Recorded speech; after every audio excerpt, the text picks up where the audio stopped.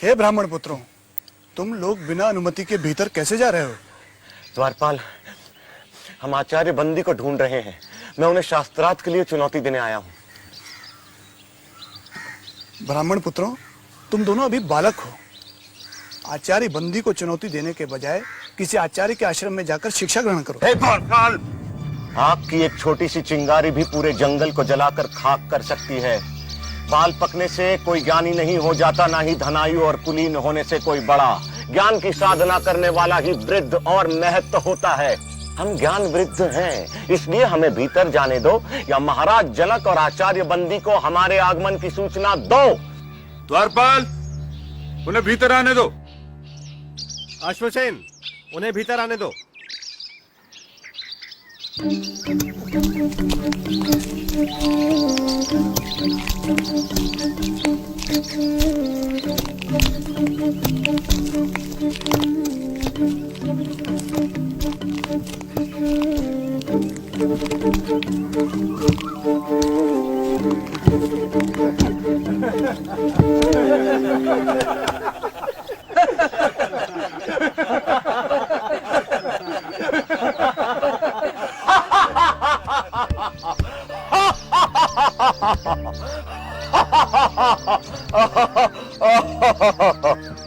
ब्राह्मण देवता, आप सभा को देखकर इस तरह क्यों हंस रहे हैं?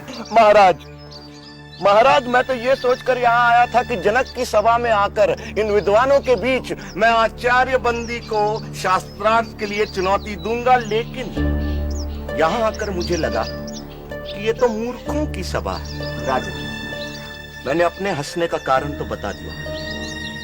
अब आप अपने मूर्ख विद्वानों से पूछे कि वे किस पर हंसे। मुझ पर या उस कुम्हार पर जिसने मुझे बनाया? पूछो किस पर हंसे ये सब।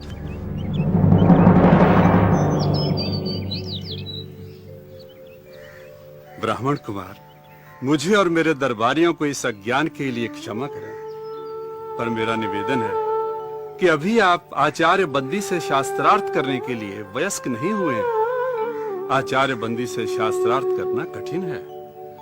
उनसे शास्त्रार्थ में हारने वाले को जल समाधि लेनी पड़ती है। इसलिए अभी आप और विद्या अध्ययन करें।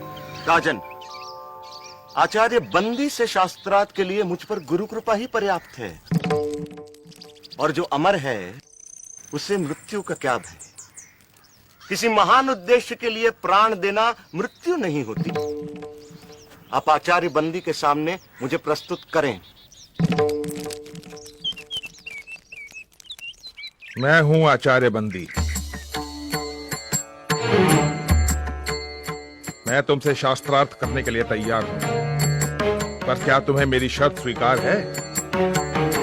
एक ही बात बार बार कहे आप हमें भयभीत करने की नाकाम कोशिश क्यों कर रहे हैं? चाहो तो तुम दोनों एक साथ मेरे साथ शास्त्रार्थ कर सकते हो। मैं एक हूं और एक ही आपसे शास्त्रार्थ करूंगा।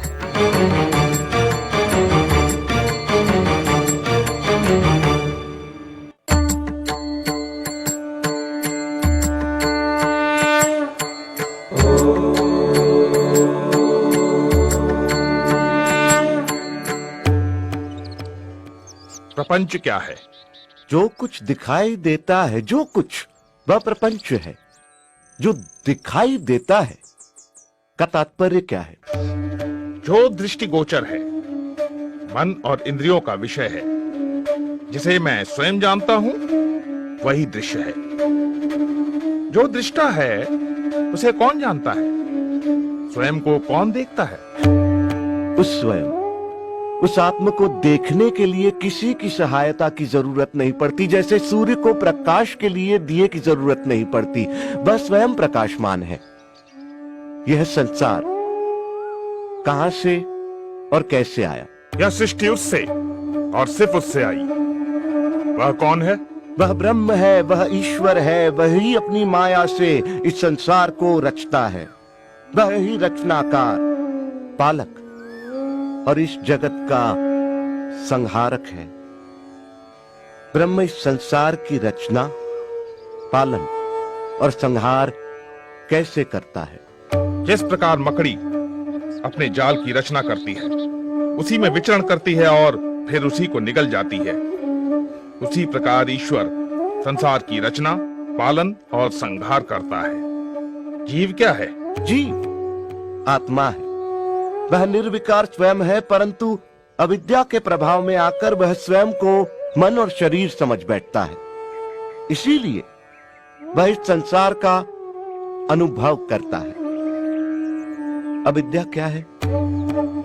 अनात्मा को आत्मा समझना, निर्विकार को विकार युक्त समझना और इस संसार को ही सच समझना अविद्या है। तो विद्या क्या है? आत्म का ज्ञान विद्या है। सा विद्या या विमुक्त है वह जो हमें सारे दुखों, पीड़ाओं, बंधनों, अज्ञान, प्रतियोगिताओं, भ्रम और भ्रामक कल्पनाओं से मुक्ति दिलाए, वह विद्या है। जो हमें द्वैत के भाव से, हम दो हैं के विचार से, अलगाव के विचार से, तुम और मैं के भेद से मुक्ति दिलाए, वह विद्या है। विद्या दृष्टि देती है, जिससे मनुष्य अपने ब्रह्म रूप को पहचान सके। साधो साधो साधो। ब्रह्म को जानने की प्रक्रिया क्या है? उसे जानने के दो मार्ग हैं। पहला मार्ग यह जानना कि ब्रह्म क्या नहीं है। जो ब्रह्म नहीं है उसका निषेध करना। सब नाम, रूप, गुण, सदोष और परिवर्तनशील वस्तु का निषेध कर निर्विकार को जानना। दूसरा मार्ग सत्य जैसा है उसे वैसा ही पहचानना। वह अस्तित्व रूप है, उसके बिना संसार का अस्तित्व ही नहीं है। वह ब्रह्म ही था, वह ब्रह्म ही है, इसलिए मैं ब्रह्म हूं, तुम ब्रह्म हो, हम सब ब्रह्म ही हैं, इसलिए सारा संसार ब्रह्म है। साधो साधो साधो। ब्रह्म को कैसे जाना जा सकता है? ब्रह्म को सही सामाजिक व्यवहार, आध्यात्मिक चिंतन, ध्यान पूर्वक सुनने, नित्य अनुभवों पर विचार करने और निष्कर्षों पर मनन करने तथा समाधि में जाकर जाना जा सकता है। ब्रह्म ज्ञानी के लक्षण क्या हैं? यदि कोई दावा करता है कि उसने ब्रह्म को जान लिया है, तो वो ब्रह्म को नहीं जानता। ब्रह्म को जानने के साथ ही ब्रह्म को जानने का अहंकार मिट जाता है। क्या उसे तर्क से जाना जा सकता है? नहीं, परंतु तर्क सहायक हो सकता है। क्या उसे प्रार्थना और भक्ति से जाना जा सकता है? नहीं, किंतु प्रार्थना और भक्ति सहायक हो सकती है। क्या उसे योग व मनन से जाना जा सकता है? नहीं, परंतु योग व मनन सहायक हो सकते हैं। शास्त्रार्थ का अंत होता दिखाई नहीं दे रहा था। दोनों एक दूसरे पर भारी पड़ रहे थे कि अचानक बंदी निरुत्तर हो गए। आचार्य, उत्तर दें। आचार्य, उत्तर दें।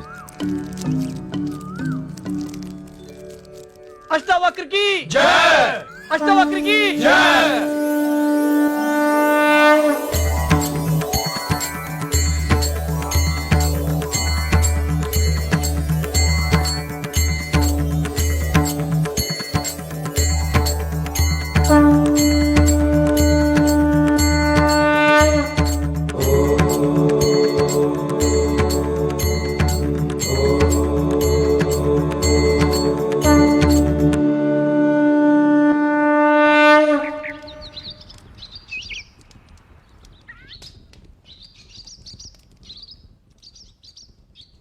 मैं अपनी पराजय स्वीकार करता हूं। मैं जल समाधि लेने के लिए तैयार हूं।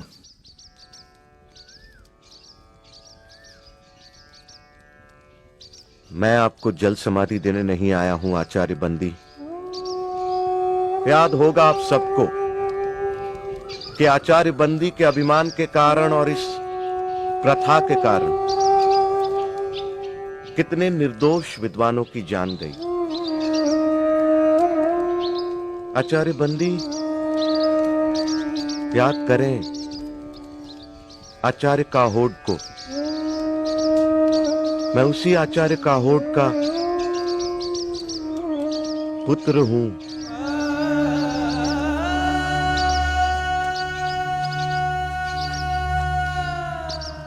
आज मैं विजयी हूं, आप पराजित। मैं चाहूं तो आपको जल समाधि दे सकता हूं, परंतु मैं ऐसा नहीं करूंगा आचार्य बंदी। क्षमा ही मेरा प्रतिशोध है। मैं आपको क्षमा करता हूं आचार्य बंदी।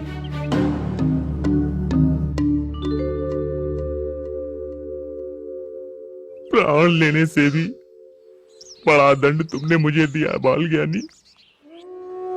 मुझसे पाप हुआ है, पाप हुआ है मुझसे पाप। पश्चाताप की आग से बड़ी कोई आग नहीं आचार्य बंदी। हर दिन इस आग में जला पवित्र हो, यही आपका प्रायश्चित होगा। शास्त्र को शस्त्र न बनाओ।